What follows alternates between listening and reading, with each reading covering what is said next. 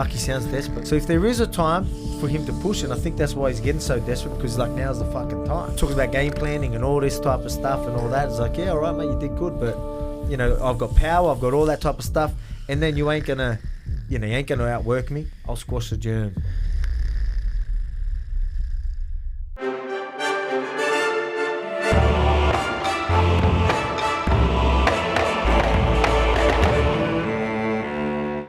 Welcome back to the Triple C and the Schmo Show, ladies and gentlemen, and boys and girls and children of all ages.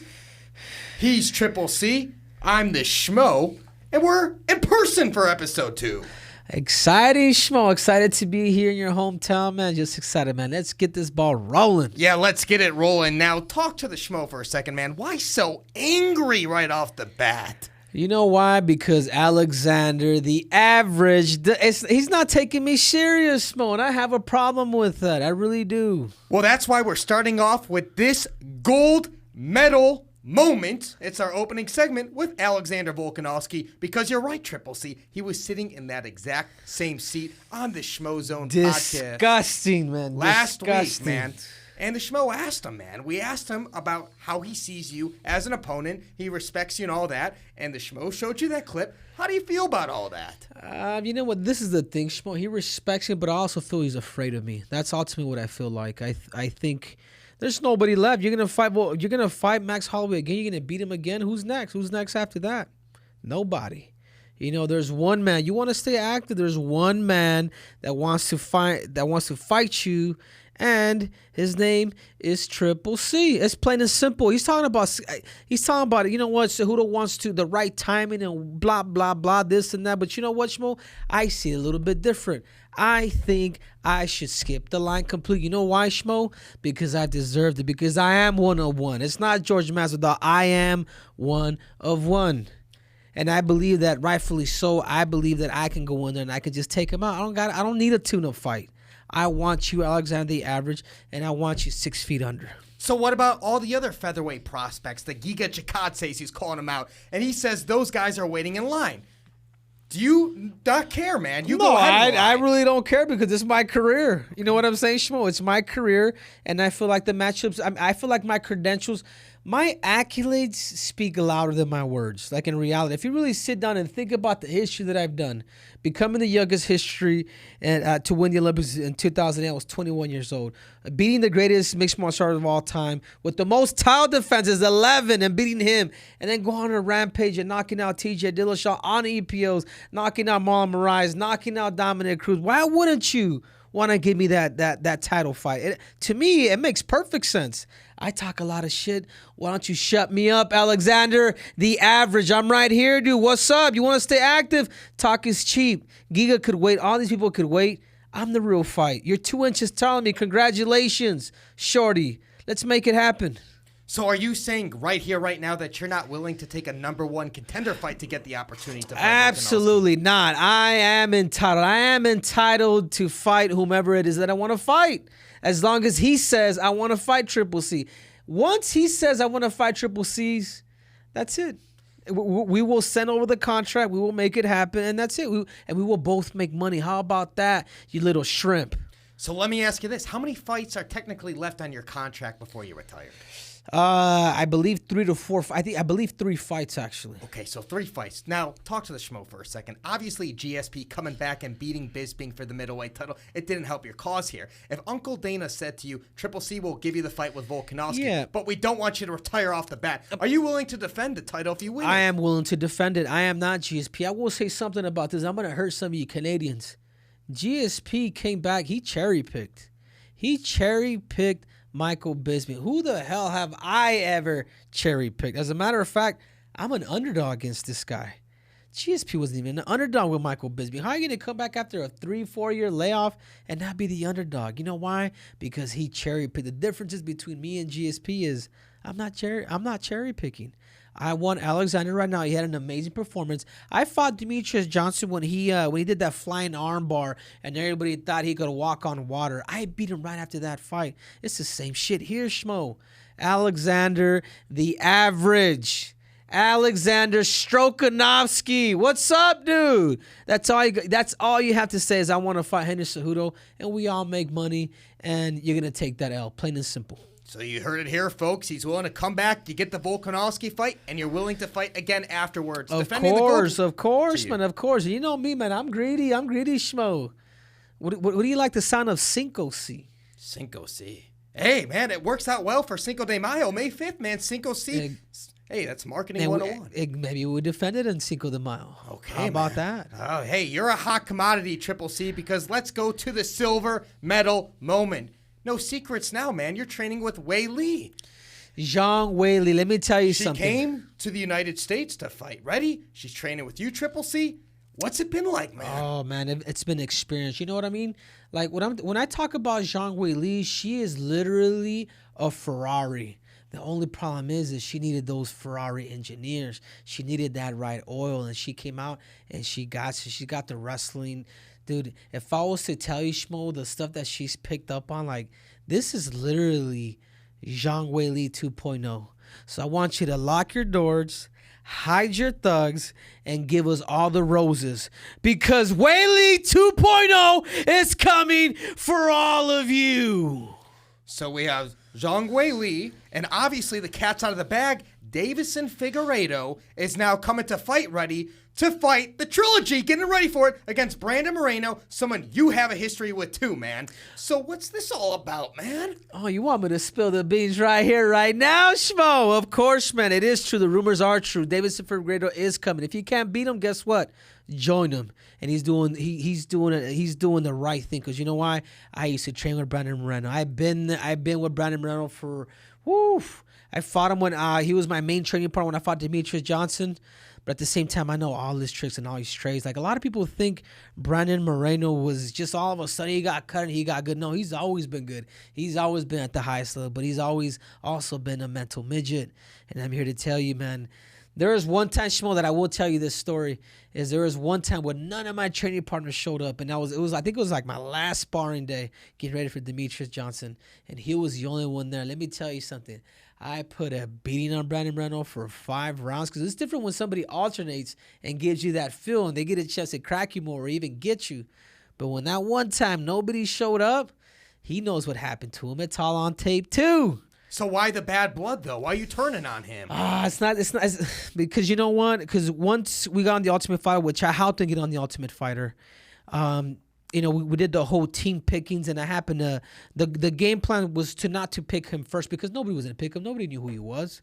So the strategy was to pick, the number one guy, and then eventually pick Brandon number 2. But we happened to pick the number 1 guy, who was Alexander Pantoja, and Brandon Moreno ended up getting picked. He was the last seed, so he went from we happened to pick the number 1, and the number 16, which was Brandon, went to Team Benavidez. And 2 days later, him and Alexander Pantoja ended up fighting. I didn't even corner Alexander Pantoja. That's how upset I was. I was hurt by the fact that he had to fight the guy that we ended up picking first, which was a strategy from the team. It wasn't my idea. My idea was to pick him once. Anyways, that being said, I ended up fighting Joseph Benavidez, but guess who went to Joseph Benavidez fighting camp to go help him train, to go help him beat me? That's right, Brandon Moreno, a.k.a. McLovin. I mean, this is the guy that literally stayed at my house, him, his family, his kids, everybody, and the exact same dude that helped me train for Demetrius Johnson, who was a fight prior to fighting Benavidez, went out and helped out Benavidez. So guess what? Payback's a biatch. Because now Deiveson Figueiredo hit me up, and I'm like, you know what? Come on down. I'm going to show you all the tricks and all the traits. So Triple C is returning the favor. That's what it sounds like. I'm returning the favor, baby. I'm returning the favor, Schmo. And I think it's just a good storyline, because Brandon knows what I'm worthy. There was that one time, too, that I wanted to fight Brandon. And you know what he told me? He says, Henry, I have too much love to fight you. This is when he was undefeated in the UFC. Like, he was a big deal. Mick Maynard, the UFC were trying to make the fight. So he picked me. He picked Sergio Pettis over me for the main event in Mexico City. So right there, there's already kind of some animosity. Don't get me wrong. I still like the kid, but it's personal now. I feel like I can help Deiveson Figueiredo to come out and beat a.k.a. Brandon Moreno, a.k.a. McLovin. There it is, folks. Now it's time to transition to the bronze medal moment. It's a big boxing match this upcoming week. It's the Trilogy fight. Deontay Wilder versus Tyson Fury. The Schmo's been at these fights. We're going to be there Saturday evening. How do you see this all going down? And before you say this, man, did you remember what Deontay Wilder walked out to in that second fight, that whole body armor? Do you remember what you walked out to at UFC 188, that Aztec suit? Triple C, man, wardrobes. Oh, man, I'm going to have to say it. If you're going to ask me who wore it best, you know it's Triple C. None other than the Aztec warrior Triple C. I mean, look at that thing. I mean, he even blamed his loss on that, on how heavy that damn suit was. It's like 50, 60 pounds or something. That's what I'm saying. But Triple C would never say that. I'd come out, I'd find a way to damn win. But anyways, I think that fight is going to be good. It's going to be good, but at the same time, I see the same outcome. I do believe Tyson Fury is just a big heavyweight. Deontay Wilder is tall. He does have a good right hand, but that's about it. If you take away that right hand, you give him some more lateral movements, and while you use that weight from Tyson Fury, I think we're going to see another knockout, Schmo. From Tyson Fury. From Tyson Fury. That's right. I mean, the great equalizer here is the big right hand of Deontay Wilder, but that seems to be the biggest trick and the best trick and the only trick to get these guys out. Tyson Fury, I haven't seen another heavyweight who moves like that, man. He's 6'8". He's rambunctious. He's got a great personality, too. The Schmo likes interviewing him. But the guy's got great freaking movement, and he's going to have his way. And when he got Deontay Wilder fighting off the back foot, man, which it took so many fights for fighters to realize, hey, Deontay Wilder, push him back, bully the guy, beat him at his own game. You saw a different Deontay Wilder. The Schmo gives Deontay maybe about a 20 to 25% chance of winning this fight, and it's only because of that big right hand. The best knockout artist in boxing heavyweight history. That's what the Schmo says. I know you got that co-host in Mike Tyson, but Deontay Wilder, man. Boom Squad! I tell you what, though, you know what?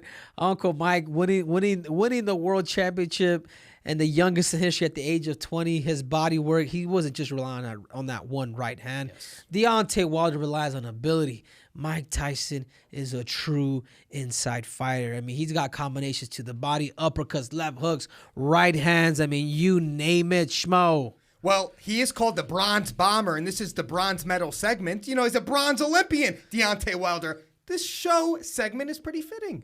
It fits him well, man. He ain't got the gold, but he did get the bronze. All right. Now it's time to debut a new segment. We call this one Goated, and we're going to stick to boxing. I just had to. You got to. We're sticking to boxing, yes, for this segment. Goated this week, Triple C. Oh, man, Golden. I'm just like, this is a guy that I look up to more than any sports athlete on planet Earth, and his name is Manny Pacquiao. I mean, what this man has been able to do in the sport of boxing, an 8-division world champion, 8 different weight classes, the guys that he beat from Marco Antonio Barrera, Eric Morales, Oscar De La Hoya, Miguel Cotto, Margarito, Keith Thurman. I mean, this list, like, to me, he's the greatest boxer of all time because you know why, Schmo? Is just like me.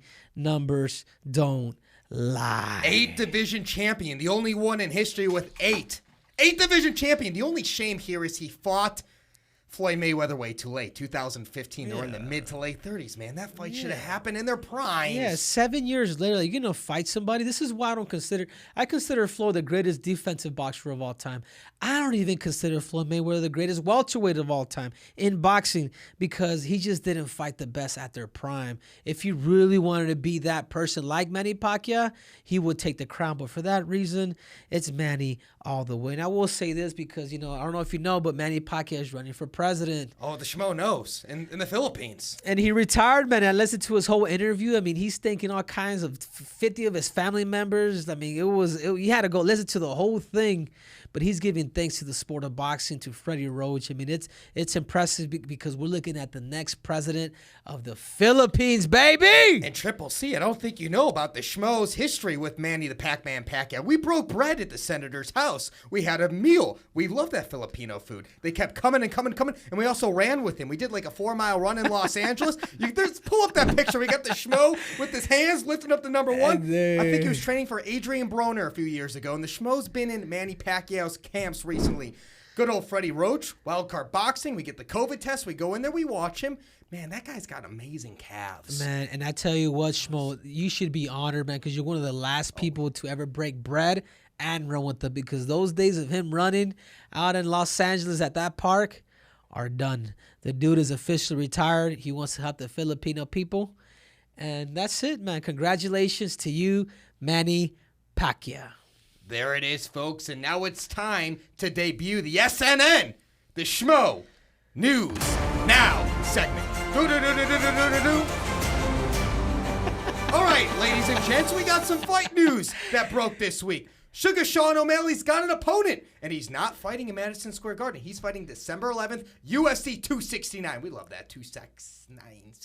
I see, He's got the 69 tattoo. Right? And he's fighting Raulian Pauliv? Can't get that name right. Pauliv. But I know that he beat, it was a decision against Kyler the Matrix Phillips, who I know trains at the MMA lab with Sugar Sean O'Malley. Striker on striker type matchup. Obviously, he wants to revenge the loss of his teammate. What do you think of that matchup?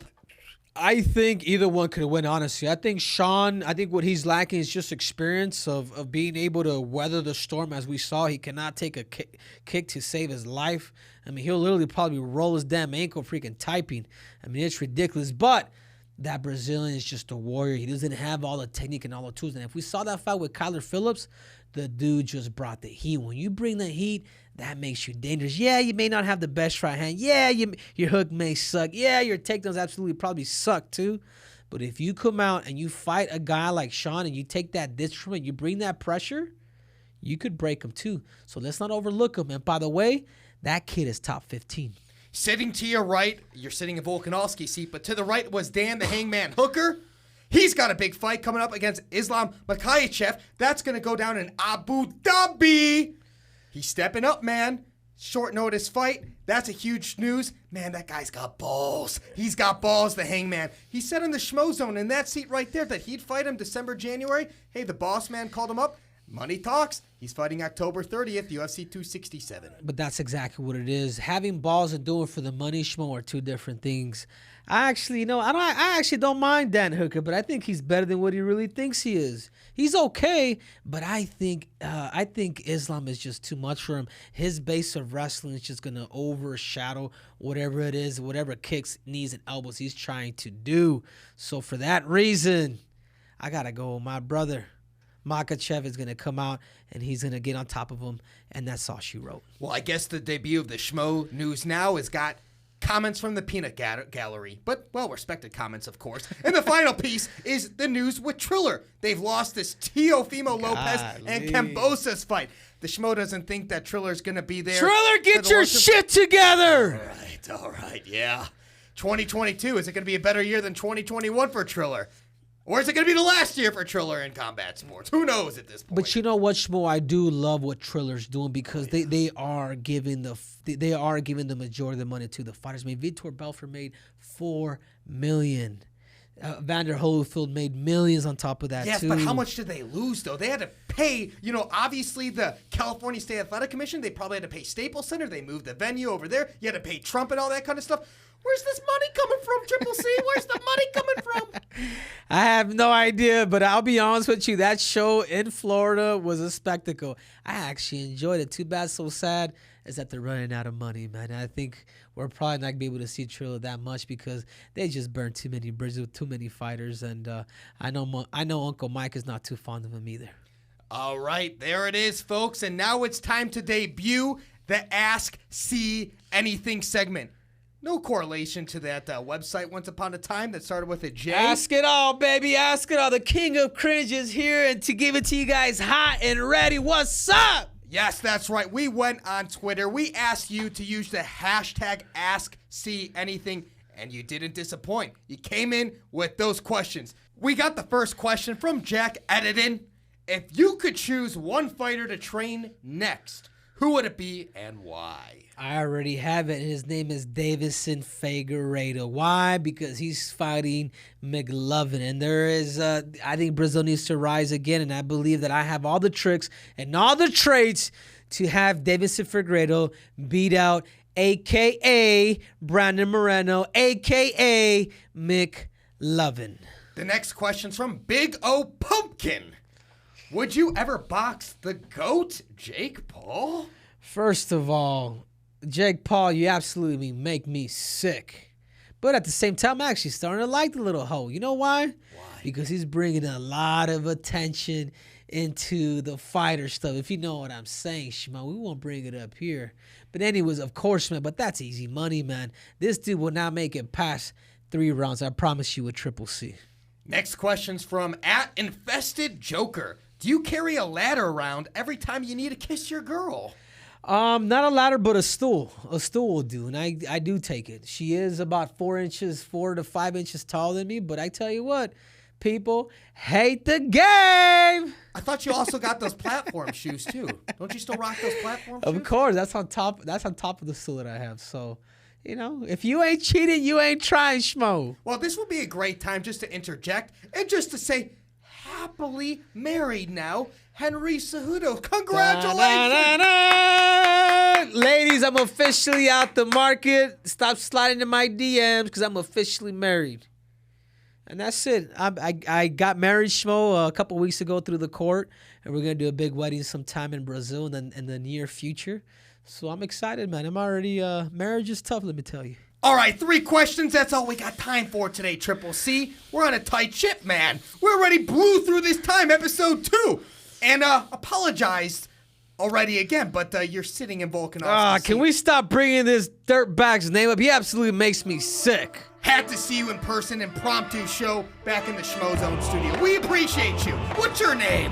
I am Triple C. And I am the Schmo. We will deliver. We are out.